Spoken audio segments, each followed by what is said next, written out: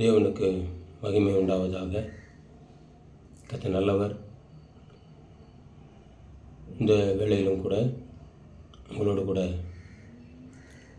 ஆண்டவருடைய வார்த்தையை பகிர்ந்து கொள்ளும்படி ஆண்டவர் பாராட்டின கிருபைக்காக ஆண்டவருக்கு நன்றி செலுத்துகிறேன். இப்பொழுது நம் செய்திக்கு ஆதாரமாக ஒரு தலைப்பு, உங்கள் வழிகளை சிந்தித்து பாருங்கள் என்ற தலைப்பிலே நாம் சில வசனங்களை நாம் தியானிக்கலாம். ஆகாய் தீர்க்கதரிசன புத்தகம் 1ஆம் அதிகாரம் 5வது வசனத்தை நான் வாசிக்கிறேன். இப்போதும் சேனைகளின் கர்த்தர் சொல்லுகிறார், உங்கள் வழிகளை சிந்தித்து பாருங்கள். சேனைகளின் கர்த்தர் சொல்லுகிறார், உங்கள் வழிகளை சிந்தித்து பாருங்கள். கர்த்தருடைய நாமம் மகிமைப்படுவதாக. இதில் பார்க்கக்கூடிய கீழ் வரும் வார்த்தைகளை நாம் வாசிப்போமானால் 6ஆம் வசனத்திலே 7 வாசித்து மீண்டும் உங்களுக்கு 6ஆம் வசனத்தை வாசிக்க விரும்புகிறேன். உங்கள் வழிகளை சிந்தித்து பாருங்கள் என்று சேனைகளின் கர்த்தர் சொல்கிறார். அதே 2 வார்த்தையிலையுமே உங்கள் வழிகளை சிந்தித்து பாருங்கள் என்று வருகிறது.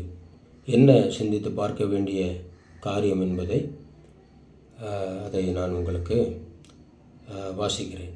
நீங்கள் திரளாய் விதைத்தும் கொஞ்சமாய் அறுத்து கொண்டு வருகிறீர்கள். நீங்கள் புசித்தும் திருப்தியாகவில்லை, குடித்தும் பரிபூர்ணம் அடையவில்லை. நீங்கள் வஸ்திரம் உடுத்தியும் ஒருவனுக்கும் குளிர் விடவில்லை. கூலியை சம்பாதிக்கிறவன் பொத்தலான பையிலே போடுகிறவனாய் அதை சம்பாதிக்கிறான். பிரியமானவர்களே, நம்முடைய அன்றாட வாழ்க்கையிலே இந்த பூமியிலே நாம் உழைக்கிறோம், பிரயாசப்படுகிறோம். அதிலே நாம் பிரயாசப்படுகிற அந்த பலனை அதை நாம் தான் சாப்பிட வேண்டும். அந்த பிரயாசத்தின் பலனை இன்னொருவர் அது நாம கொடுத்து சாப்பிடுவது வேறு, வஞ்சிக்கப்பட்டு சாப்பிட்றது வேறு. இப்போ என்னென்னு பார்த்தீங்கன்னா, இங்கே திரளாய் விதைத்தும் கொஞ்சமாக அறுத்து கொண்டு வர்றோம். அப்படிப்பட்ட ஒரு காரியம். ஏன் கொஞ்சமாக இருக்கிறோம்? ஈசாக்கு பஞ்சகாலத்தில் விதைத்து கர்த்தர் அவனை ஆசீர்வதித்ததினால் 100 மடங்கு அறுவடை செய்தான்னு சொல்லி நம்ம பார்க்கிறோம். இப்போ 100 மடங்கு ஒரு தேவ பிள்ளைக்கு அறுவடை வேணும். தேவனுடைய நாமம் தரிக்கப்பட்ட ஜனங்களாக இருக்கிற நாம், தேவனை ஆராதிக்கிற ஜனங்களாக இருக்கிற நமக்கு 100% அறுவடை வேண்டும். அப்போ இதில் நம்ம திரளாக விதைக்கிறோம், அறுக்கிறது கொஞ்சமாக இருக்கிறோம். அதை கொஞ்சமாக அறுத்து நம்மளால் என்ன பண்ண முடியல, அதை வீட்டுக்கு கொண்டு வந்து நம்மளால் அதை சாப்பிட முடியல. காரணம் என்ன?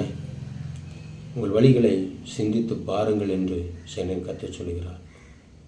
இதில்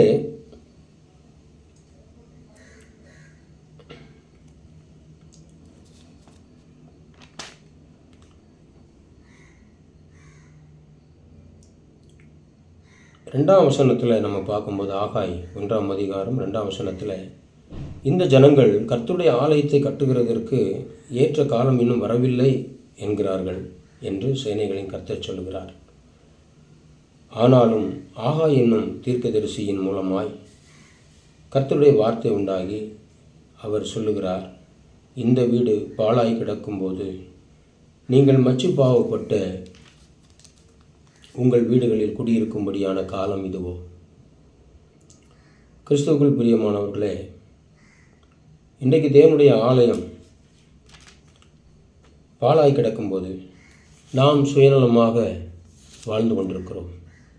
தேவனுடைய ஆலயம், தேவனுடைய ராஜ்யம் இன்றைக்கு புதுப்பிக்கப்படாதபடிக்கு, அடுத்த நகருக்குள் போகாதபடிக்கு இன்றைக்கு நாம் அதை பற்றி சிந்தனை இல்லாதவர்களாக நாம் இருக்கிறோம். ஆகையினால்தான் இப்படிப்பட்ட காரியங்களை ஆண்டவர் அங்கே சொல்லுகிறார். நீங்கள் திரளாய் விதைத்தும் கொஞ்சமாய் அறுத்து கொண்டு வருகிறீர்கள்.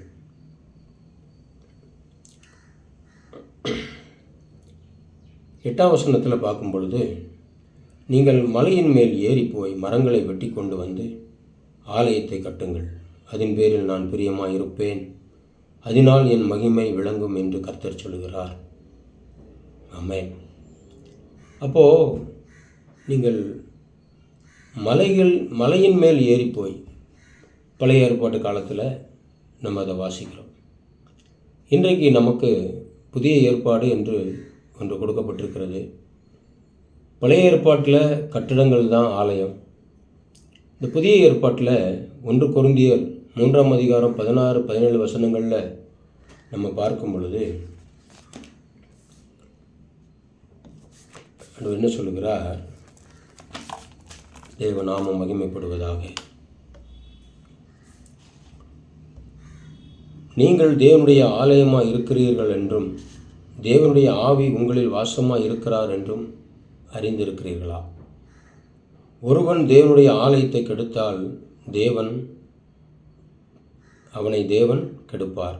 தேவனுடைய ஆலயம் பரிசுத்தமாக இருக்கிறது. நீங்களே அந்த ஆலயம். ஆமென்.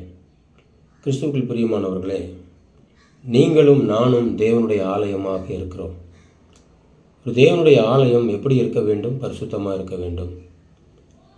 தேவனுடைய ஆலயத்தை குறித்து ஒரு பக்தி வைராக்கியம் நமக்கு இருக்க வேண்டும். அந்த பக்தி வைராக்கியம் நமக்கு நாமே செய்யக்கூடிய ஒரு காரியம். இன்றைக்கு நாம் தான் தேவனுடைய ஆலயமாக இருக்கிறோம். அப்போ அந்த தேவனுடைய ஆலயத்தை நாம் பரிசுத்தமாக பார்த்து கொள்ள வேண்டியது நம்முடைய கடமை. இன்னும் பரிசுத்த குலைச்சலோடு இன்றைக்கு உலகத்தில் பார்க்கும் பொழுது, நம்ம வசிக்கிற பகுதியில் பார்க்கும் பொழுது எத்தனையோ ஜனங்கள் இன்றைக்கி அழிவுக்கு நேராக போய் கொண்டிருக்கிறாங்க. அவர்களும் தேவனுடைய ஆலயமாக பார்க்கிறார். அவர்களுக்காகவும் ஆண்டவராக இயேசு கிறிஸ்து இரத்தம் சிந்தி மரித்திருக்கிறார். அவர்களுக்காகவும் உயிர்த்திருக்கிறார். அவர்களுக்காகவும் மீண்டும் வரப்போகிறார். அப்போது நீங்களும் நானும் செய்ய வேண்டிய காரியம் என்ன என்று நாம் பார்க்கும் பொழுது, பழைய ஏற்பாட்டு காலத்தில் நீங்கள் மலையின் மேல் ஏறி போய் மரங்களை வெட்டி கொண்டு வந்த ஆலயத்தை கட்டுங்கள், அதன் பேரில் நான் பிரியமாக இருக்கிறேன், அதனால் என் மகிமை விளங்கும் என்று சொன்ன கர்த்தர், இன்றைக்கு இயேசு கிறிஸ்து மூலமாக அவருடைய இரத்தத்தினாலே சம்பாதிக்கப்பட்ட சபை நாம் தான். நம்மை தான் அவர் சம்பாதித்திருக்கிறார், கட்டடங்களை அல்ல. கட்டடங்களை சம்பாதிப்பதற்கு அவர் இரத்தம் சிந்தி மரிக்கவில்லை. உங்களையும் என்னையும் அவருடைய விலையேற பெற்ற இரத்தத்தினால் மீட்டுக்கொள்ளும்படி அவர் நமக்காக பலியாகி நம்மை மீட்டுக்கொண்டிருக்கிறார். ஆகையினால்தான் நீங்கள் தேவனுடைய ஆலயம் என்று சொல்கிறார். அப்போ இந்த தேவனுடைய ஆலயம் பாழாய் கிடக்கிறது. எத்தனையோ பேர் இன்றைக்கி ரோட்டில் பார்த்தீங்கன்னா விசாரிப்பார் இல்லாமல் இருக்கிற ஜனங்கள், மெய்ப்பன் இல்லாத ஆடுகளைப் போல் இருக்கிற ஜனங்கள் இன்றைக்கு பரிதபிக்கிற ஒரு சூழ்நிலையில் இருக்கிறாங்க. இயேசு கிறிஸ்து திரளான ஜனங்களை பார்க்கும் பொழுது மனதுருகினார். இன்னொரு இடத்துல நம்ம வாசிக்கும்போது அப்போ அங்கே பவுல் சொல்கிறாரு, கிறிஸ்து இயேசுவில் இருக்கிற சிந்தை எங்களை என்ன பண்ணுது? எங்களை நெருக்கி ஏவுகிறது. அப்போ கிறிஸ்து இயேசுவில் இருந்த சிந்தை என்ன? திரளான ஜனங்களை பார்க்கும் பொழுது மனதுருக வேண்டும். அவர்களுக்கு ராஜ்யத்தின் சுவிசேஷத்தை சொல்ல வேண்டும். அவர்களை சபையினிடத்தில் அழைத்து வர வேண்டும். அவர்களையும் கர்த்தரை ஆராதிக்கிறவர்களாய் மாற்ற வேண்டும். இந்த ஜனத்தை எனக்கென்று ஏற்படுத்தினேன், இவர்கள் என் துதியை சொல்லி வருவார்கள். எவ்வளோ அவளோடு எதிர்பார்த்திருக்கிறார். இந்த ஜனத்தை அவருக்கென்று ஏற்படுத்தி அவரை துதிக்கும்படியா நம்மளை அனுதினமும் நமக்கு புதிய ஜீவனை தந்து வாழ வைத்து கொண்டிருக்கிறார். அனுதினமும் கிருபை தருகிறார். இந்த கிருபை நாம் என்ன செய்து கொண்டிருக்கிறோம்? இந்த கிருபை நாம் வீணாக செலவழிக்காதபடிக்கு தேவனுடைய ராஜ்யத்துக்கென்று நாம் செலவழிக்க வேண்டும். பிரியமானவர்களே, அப்படி நாம் செலவழிக்கும் பொழுது வசனம் சொல்லுகிறது, முதலாவது தேவனுடைய ராஜ்யத்தையும் அவருடைய நீதியும் தேடுங்கள், அப்பொழுது இவைகள் எல்லாம் உங்களுக்கு கூட கொடுக்கப்படும் என்று வேதம் சொல்லுகிறது. இந்த வசனத்தை நம்ம அடிக்கடி வாசிப்போம், அடிக்கடி கேள்விப்பட்டிருப்போம். ஆனால் நம்ம முதலாவது தேவனுடைய ராஜ்யத்தை தேடுறோமா? அவருடைய நீதியை தேடுறோமா? அவருடைய சித்தம் என்னங்கிறத நம்ம அறிஞ்சிருக்கிறோமா? நம்ம சுயநலமாக வாழ்ந்து கொண்டிருக்கிறோம். நம்மை நாமே ஏமாற்றி கொண்டிருக்கிறோம். நம்மை நாமே வஞ்சித்து கொண்டிருக்கிறோம். நாம் அந்த நித்திய ஜீவனை சுதந்திரிக்க போகிறோம். இந்த நித்திய ஜீவன் ஒவ்வொருவருக்காகவும் வைக்கப்பட்டிருக்கிறது. வாக்குத்தத்தங்களில் பிரதானமான வாக்குத்தத்தம் நித்திய ஜீவனை உங்களுக்கு அளிப்பேன் என்பதே. அந்த நித்திய ஜீவனை ஒருவரும் இழந்து போகக்கூடாது. ஒருவரும் கெட்டு போகிறது தேவனுக்கு சித்தமில்லை. பிரியமானவர்களே, ஆகையினால தேவனுடைய ஆலயமாக இருக்கக்கூடிய இந்த ஜனங்களை நாம் கருத்தில் கொண்டு பாரத்தோடு நாம் ஜெபிப்போம். அவர்களுக்கு நமக்கு கிடைத்த இந்த ரட்சிப்பை அவர்களோடு கூட நாம் பகிர்ந்து கொள்ளுவோம். ஆண்டவர் அவர்களையும் ரட்சிக்க வல்லமுள்ள தேவனாக இருக்கிறார். புலம்பல் 3:40 சொல்லுகிறது, நாம் நம்முடைய வழிகளை சோதித்து ஆராய்ந்து கர்த்தரிடத்தில் திரும்ப கடவும். நம்முடைய வழி எப்படி இருக்கிறது? நம்முடைய வழி கிறிஸ்துவுக்குள், அது கிறிஸ்துவுக்கு பிரியமாக இருக்கிறதா? பிதாவின் சித்தத்தின்படி இருக்கிறதா? நம்முடைய வழி நம்முடைய காரியத்தை செய்வதற்காக மாத்திரம் இருக்கிறதா? நமக்குரியதை, நம்ம இச்சைகளை, நம்முடைய சித்தத்தை செய்கிறதுக்கு நம்ம வரல. இயேசு கிறிஸ்து சொன்னார், இந்த பாத்திரம் என்னை விட்டு நீங்க கூடுமானால் நீங்கட்டும், என்னுடைய சித்தத்தின்படி அல்ல, உம்முடைய சித்தத்தின்படி ஆக கடவுள்.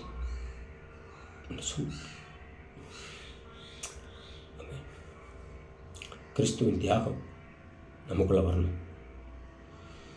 அதுக்காக தான் நமக்கு ஜீவனை கொடுத்துருக்கிறார். நீங்களே தேவனுடைய ஆலயம். நீங்கள் தேவனுடைய ஆலயமா? நீங்களும் நானும் இருக்கிறோம். இன்னும் அநேக ஜனங்கள் பாழாய் கிடக்கிற ஆலயமாக இருக்கிறாங்க. அவர்கள் நாம் போய் சுவிசேஷத்தை அறிவித்து, இன்னும் பின்மாற்றத்தில் போன கிறிஸ்தவர்கள் இருக்கிறாங்க, அவர்களை போய் ஆண்டவருடைய வார்த்தைகளை சொல்லி ஆற்றி தேற்றி அவர்களை கிறிஸ்துவின் அண்டையில் நாம் கொண்டு வர வேண்டும். அதுதான் ஆண்டவருடைய சித்தம். அதனால் நம்ம வழி எப்படி இருக்கிறது? தேவனுக்கு பிரியமானதாக இருக்கிறதா, இல்லை நம்மளுடைய சுயநலமாக இருக்கிறதா என்பதை நாம் சிந்திப்போம். அதே சிந்தையோடு கூட நாம் ஆண்டவரிடத்தில், அவருடைய சமூகத்தில் செபித்து, ஆண்டவரே, இவ்வளவு நாள் நான் செய்த காரியங்கள் என்னுடைய சுயநலமாக நான் செய்துவிட்டேன். இனி உமக்காக, உம்முடைய ராஜ்யத்துக்காக நான் எல்லாவற்றையும் செய்வேன் என்று ஒரு உறுதி எடுப்போம். கர்த்தர் நம்மை ஆசீர்வதிப்பார். கர்த்தர் ஒவ்வொருடைய வழிகளையும் செவ்வாய்ப்படுத்தி, நான் உனக்கு போதித்து நீ நடக்க வேண்டிய வழியை உனக்கு காட்டுவேன், உண்மையில் என் கண்ணை வைத்து உனக்கு ஆலோசனை சொல்லுவேன் என்று சங்கீதம் 32:8 சொல்லியிருக்கிறார். இந்த வார்த்தையின்படி கர்த்தர் நம்மை நடத்துவார், ஆசீர்வதிப்பார். கர்த்தருடைய பரிசுத்த நாமம் மகிமைப்படுவதாக. ஆமென்.